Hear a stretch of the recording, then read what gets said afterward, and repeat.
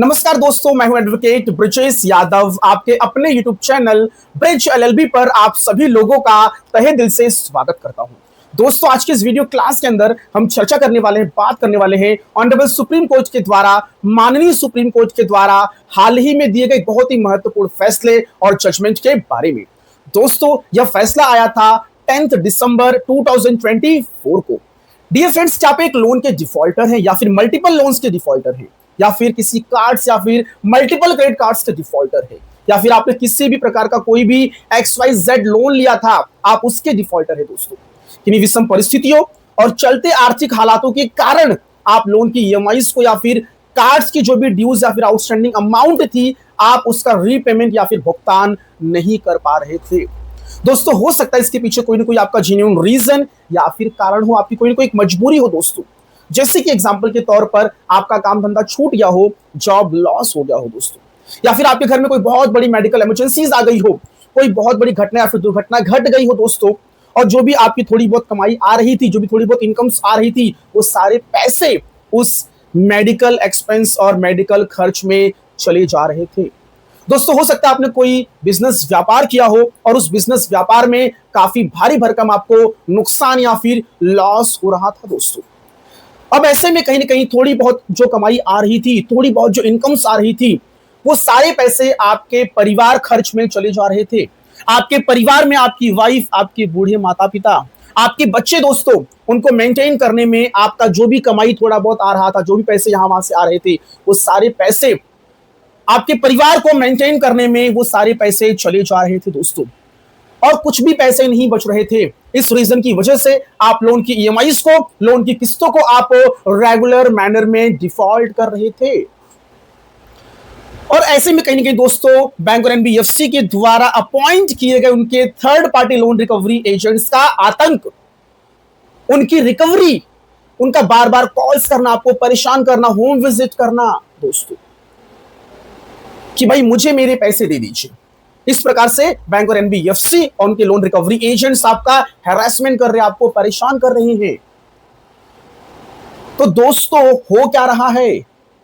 कमाई का पूरा जरिया खत्म, काम धंधा बिजनेस व्यापार सब ठप, थोड़े बहुत पैसे यहां वहां से जो आ रहे थे, बस उससे आपका घर चल रहा था दोस्तों। अब आपको यह नहीं समझ में आ रहा है कि मैं करूं तो करूं क्या करूं, मैं अपने परिवार, अपने फैमिली को मेंटेन करूं, या फिर जो पैसे थोड़े बहुत कमा रहा हूं उससे मैं लोन की EMIs को भरूं, अपने कर्ज को खत्म करूं। यदि आप कर्ज खत्म करने चाहते हैं तो फिर आपका फैमिली, आपका परिवार कैसे मेंटेन होगा?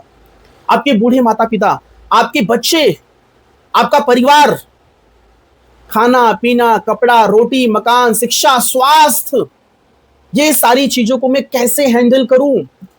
ये तो एक बेसिक नेसेसिटी है, एक रोजमर्रा की जरूरत है। यदि मैं इसको अवॉइड करूं, तब तो एक जो इंसान है ना, एक सम्मानजनक जो जीवन एक इंसान जो जीता है, या फिर एक जो रेस्पेक्टफुल एक जो लाइफ जो एक इंसान जीता है, वो कैसे जिएगा? यदि खाना नहीं मिलेगा, यदि स्वास्थ्य अच्छा नहीं होगा, तो मुझे बताइए एक इंसान कैसे जीवित रह सकता है? तो पहले यह जरूरी है कि पहले बैंक और NBFC की जो EMIs हैं, उनकी जो किस्तें हैं, जो क्रेडिट कार्ड की जो ड्यूज आउटस्टैंडिंग है, वो पहले इंपॉर्टेंट है। इस चीज को लेकर दोस्तों, ऑनरेबल सुप्रीम कोर्ट की इस लैंडमार्क जजमेंट के अंदर क्लियर कर दिया गया है कि पहले मैं कर्जा भरूं, पहले मैं बैंक और NBFCs की जो किस्तें हैं, जो EMIs हैं, पहले उनको भरूं, कि पहले जो मेरी बेसिक नेसेसिटीज हैं, रोटी, कपड़ा, मकान, स्वास्थ्य, शिक्षा, पहले मैं उसे देखूं। पहले इंसान का जीना जरूरी है कि पहले बैंक और NBFC की किस्तें और EMIs भरना जरूरी है। इस चीजों को लेकर ऑनरेबल सुप्रीम कोर्ट ने अपनी इस जजमेंट के अंदर दोस्तों क्लैरिटी और क्लैरिफिकेशन दे दी है। सो डियर फ्रेंड्स, यदि आप मेरे इस वीडियो चैनल पर पहली बार आ रहे हैं तो आप सभी लोगों का बहुत बहुत स्वागत है। आप इस वीडियो क्लास को अंत तक जरूर देखना, इसको स्किप मत करना बिल्कुल दोस्तों। तो आपको पता चलेगा कि पहले मैं अपने फैमिली परिवार को देखूं, पहले उस खर्च को देखूं, कि पहले मैं बैंक और NBFC की किस्तों को भरूं, उनकी EMIs को भरूं दोस्तों। डियर फ्रेंड्स, ये वीडियोस किसके लिए पता है आपको? एक ऐसा व्यक्ति जो लाचार है, जो मजबूर है, जिसका कोई कमाई का जरिया नहीं है, और वो व्यक्ति लोन के दलदल में, लोन के जाल में बहुत बुरी तरीके से फंस चुका है। उसके सामने कोई रास्ता नहीं है दोस्तों कि मैं करूं तो करूं क्या। अपने परिवार को पहले मेंटेन करूं कि पहले बैंक और एनबीएफसी किस्तों को भरूं, उससे कुछ नहीं समझ में आ रहा है।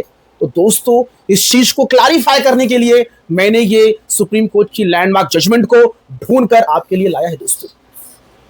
इस जजमेंट को मैं आपको प्रोवाइड कर दूंगा। यदि आपको चाहिए तो आप मुझे दोस्तों कमेंट सेक्शन में कमेंट करिए, आप मुझे मेरे लीगल हेल्पलाइन नंबर पर मुझे आप मैसेज करिए, मुझे कॉल करिए, मैं आपको जजमेंट की कॉपी आपको प्रोवाइड करवा दूंगा दोस्तों। सो डियर फ्रेंड्स, डरना घबराना बिल्कुल भी नहीं है दोस्तों। एक इंसान को सबसे पहले एक सम्मानजनक जीवन जीने का अधिकार मिला है दोस्तों, एक रेस्पेक्टफुल लाइफ जीने का एक दोस्तों अधिकार मिला है। सो डियर फ्रेंड्स, आइए जरा समझ लेते हैं कि एग्जैक्टली ये ऑनरेबल सुप्रीम कोर्ट की जजमेंट्स में क्या कहा गया था दोस्तों। डियर फ्रेंड्स, एक चीज याद रखना, ये वीडियोस, ये क्लास, ये जो भी मैं आपको एक नॉलेज जो प्रोवाइड कर रहा हूं दोस्तों, ये सिर्फ एक मजबूर व्यक्ति के लिए, जिसकी स्थिति बहुत खराब हो चुकी है, पैसे की बहुत बड़ी किल्लत चल रही है दोस्तों, जिसके लिए घर खर्च चलाना बहुत मुश्किल हो चुका है दोस्तों, उसके लिए ये वीडियोस हैं। यदि आपके पास पैसे हैं तो आपको बैंक और एनबीएफसी के पैसे लौटा देने चाहिए, क्योंकि वो एक पब्लिक मनी है। बैंक और एनबीएफसी के पैसे ले लेना और बाद में विलफुल डिफॉल्टर बन जाना, इंटेंशनली जानबूझकर पैसे नहीं भरना, ये अपने आप में एक क्रिमिनल ऑफेंस, एक अपराध है दोस्तों। तो आप लोगों से मेरा हम्बल रिक्वेस्ट है, यदि आपके पास पैसे हैं तो बैंक और एनबीएफसी के पैसे दे दीजिए।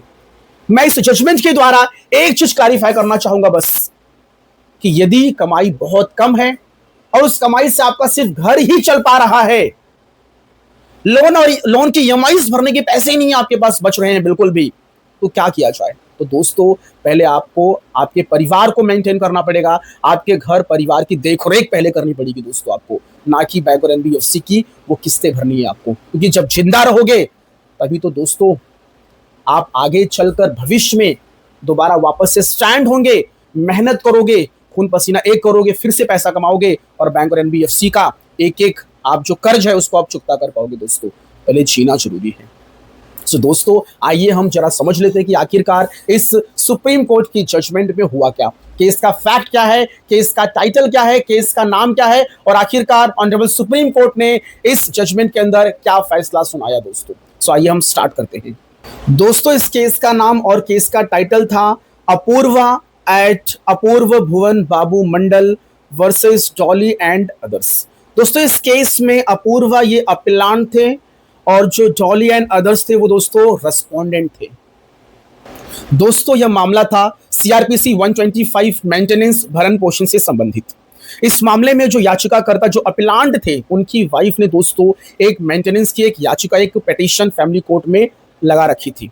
इस मामले में दोस्तों सूरत की फैमिली कोर्ट ने एक मेंटेनेंस ग्रांट किया, किसको, अपीलांट की वाइफ और उनके बच्चों को दोस्तों।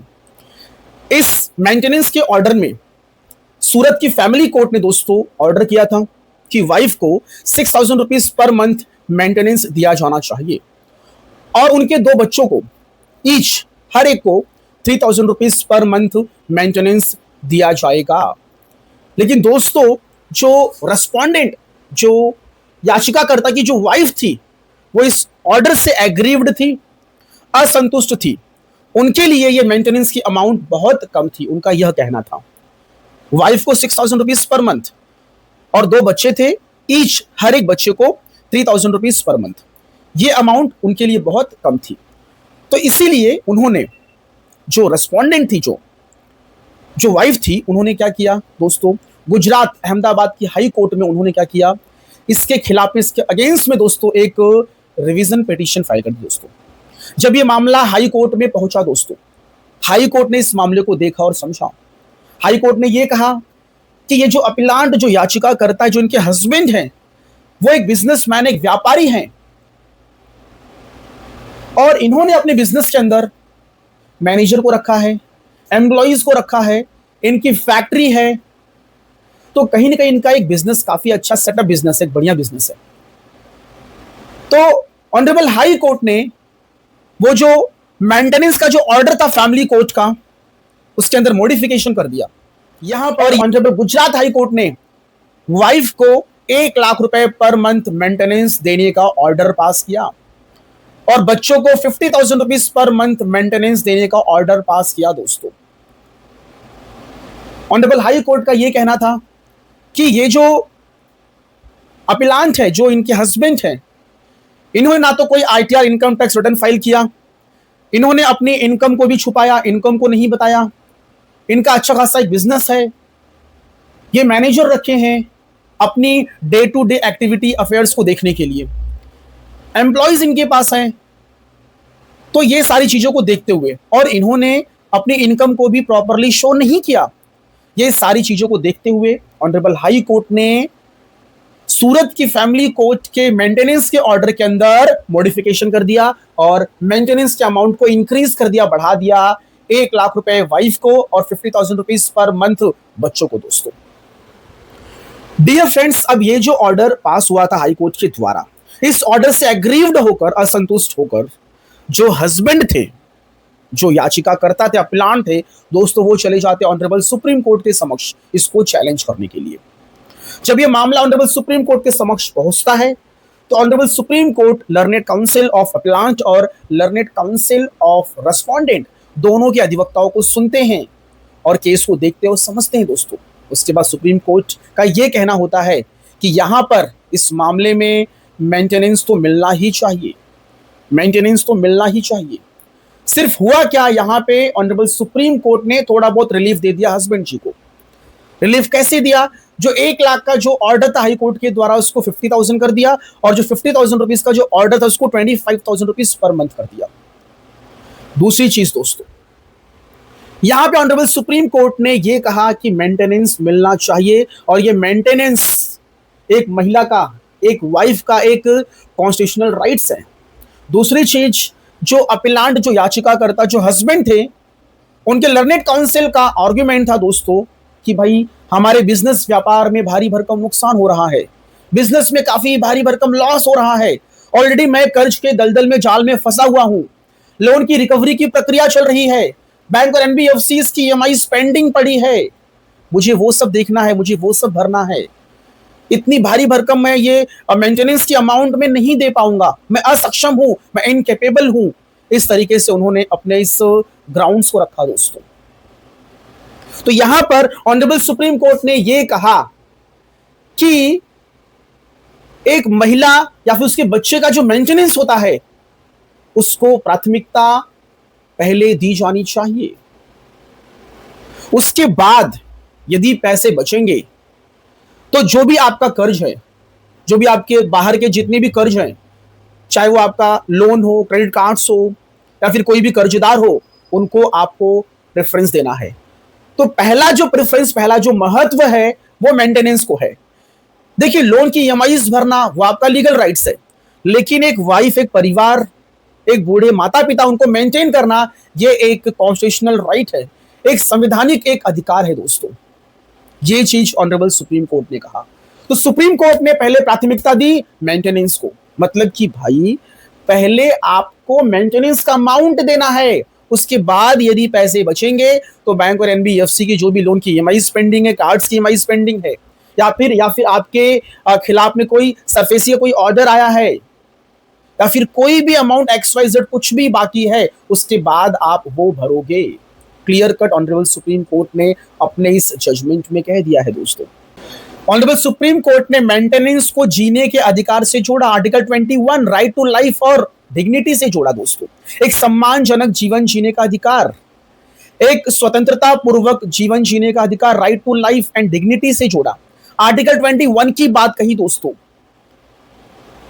किसी व्यक्ति के लिए सबसे ज्यादा इंपॉर्टेंट है रोटी, कपड़ा, मकान, और ये सारी चीजें उसको मिलना, ये उसका एक मौलिक अधिकार है, एक फंडामेंटल राइट्स है। अगर ये चीज उसको नहीं मिलेगा तो कहीं ना कहीं उसके फंडामेंटल राइट्स का उल्लंघन और वायलेशन किया जा रहा है।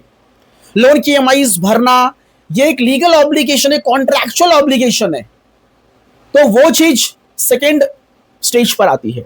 लेकिन पहली जो प्राथमिकता दी जाएगी वो एक व्यक्ति को सम्मानजनक जीवन जीने का अधिकार, एक रेस्पेक्टफुल एक लाइफ जीने का अधिकार दोस्तों।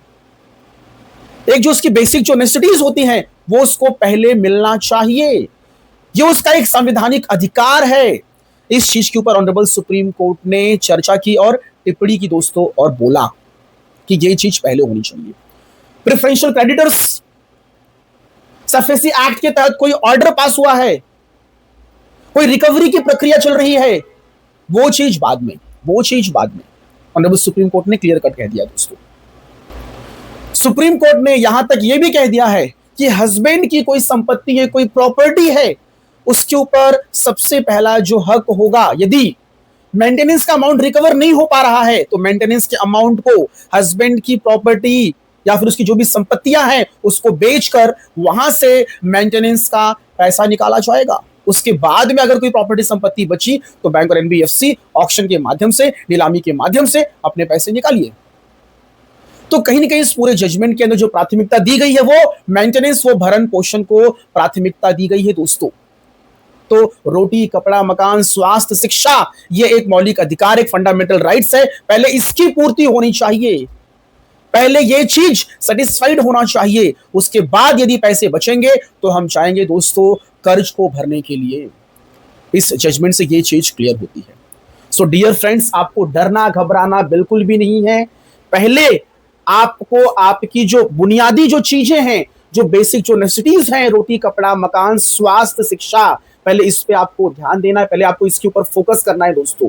जब यहां से आप फ्री होंगे, पैसे बचेंगे, उसके बाद आपको बैंक और एनबीएफसी और अन्य जो भी कर्ज आपके ऊपर है, आपको उसका भुगतान, उसका रीपेमेंट आपको करना है दोस्तों। वो भी आपकी कॉन्ट्रैक्चुअल लायबिलिटी है, एक आपकी जिम्मेदारी है, आपकी एक ऑब्लिगेशंस है, आपको उसको भी भरना है। यदि आप ये लायबिलिटीज, ये जो लोन्स, कर्जे अगर या पहले भरेंगे तो फिर आपका जो घर है वो कैसे चलेगा। एकदम सिंपल कॉमन सेंस की बात करूंगा दोस्तों।